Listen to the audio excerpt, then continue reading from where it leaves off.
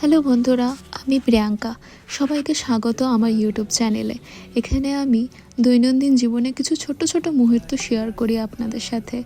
যদিও পেজটা খুবই নতুন আমি ক্রিয়েট করেছি, তবে আপনারা পাশে থাকলে আমি আরও চেষ্টা করব ভালো ভালো ভিডিও আপলোড করার।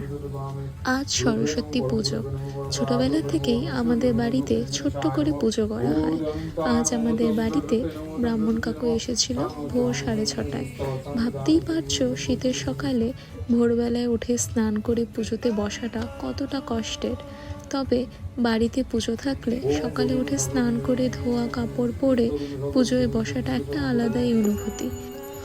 সরস্বতী পুজোর দিন ছোটবেলায় একটা আলাদাই দিন ছিল, কারণ ওই দিনে পড়তে বসা বারণ ছিল। আর ছোটবেলায় কম বেশি সকলেরই পড়তে বসতে ভালো লাগতো না। মাসি ভোরবেলায় উঠে সব জোগাড় যন্ত্র করে নিয়েছিল।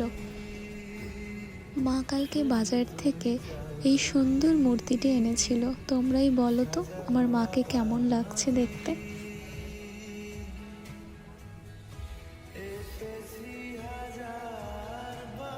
এই তো পুজো কমপ্লিট হয়ে গেল। এবার আমি প্রসাদ খেয়ে বন্ধুদের সাথে অল্প ঘুরতে বেরোবো।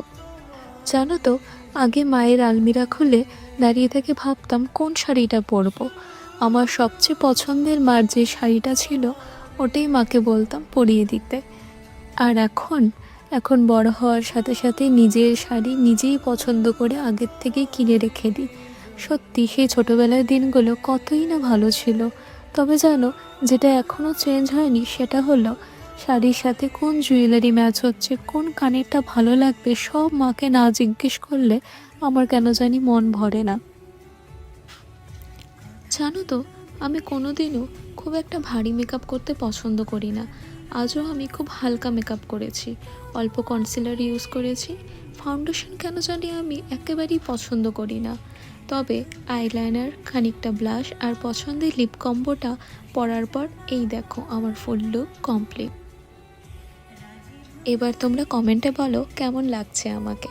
চলো ব্লগটা এখানেই শেষ করি। টাটা।